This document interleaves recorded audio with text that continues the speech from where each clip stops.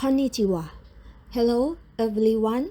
Welcome back to channel. In this video, it tells vocabulary about body in Japanese. Let's get started. 体 体 髪 髪 頭 頭 口 口 手 手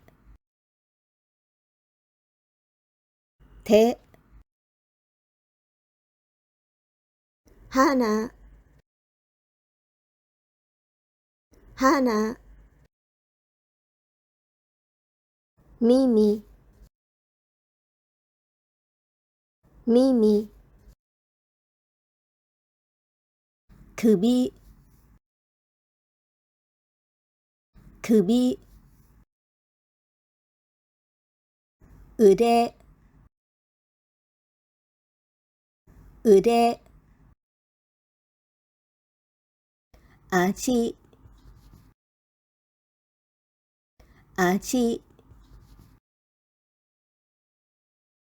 Repeat after me. 体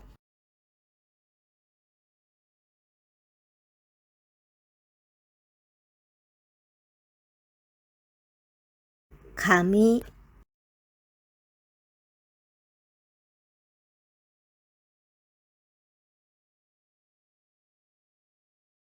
頭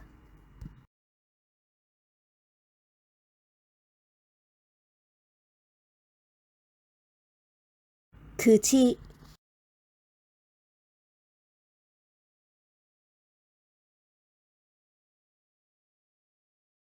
手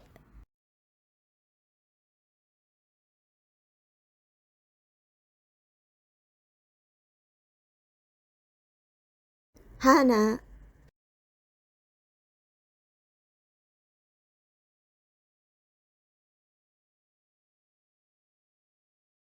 耳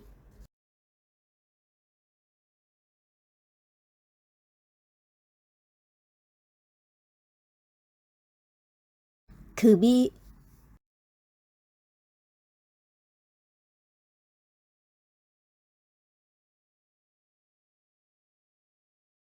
腕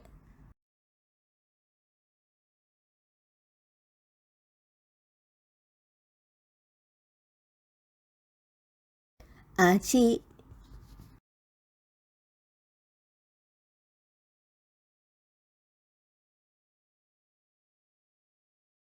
ありがとうございます。Thank you for your like and share this video.